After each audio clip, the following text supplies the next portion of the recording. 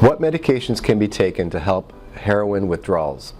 The typical one that's used is a cocktail of anti-nausea medications.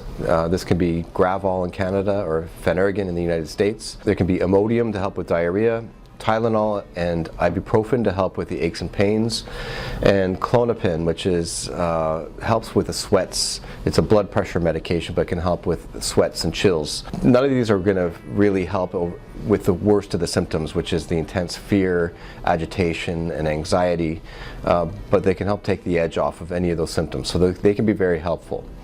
The next medications are opioid replacement therapy, and these have become more commonly used now. The typical one that's been used historically would be methadone, which is a liquid and it's dispensed from a pharmacy every day. It's known as liquid handcuffs because the user needs to go to the pharmacy every day until they have proved themselves trustworthy and can take some carries, some take-home methadone with them.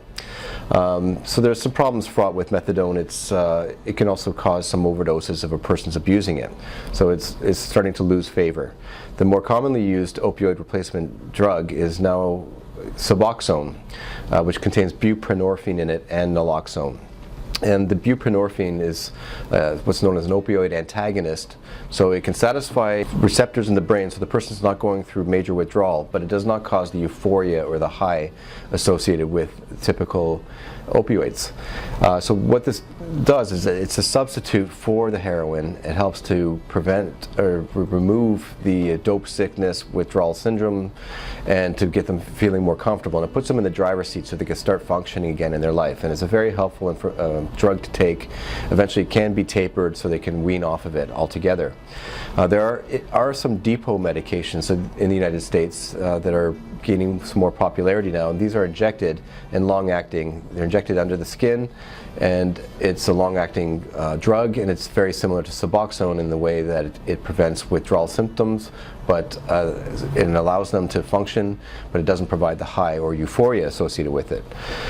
There are other studies as well recently that have shown that medical marijuana, cannabis, can help attenuate the severe dope sickness associated with heroin withdrawal, so that's one option. And then perhaps antidepressant medications as well over the longer term, because it is a very unsettling time fraught with anxiety and agitation, not only during the early part of withdrawal, but like detox, but even later on.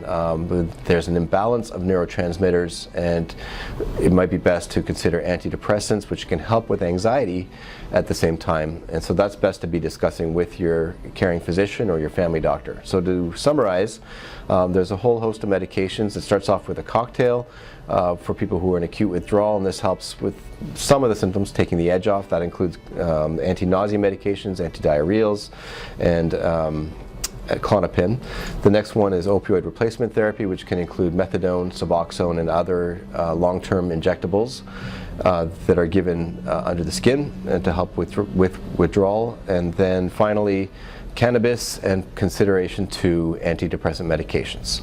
If you have any questions or comments, please leave it in the comment box below. Thank you. If you or a loved one are looking for help with substance abuse, call our 24/7 helpline at 1-800-615-1067.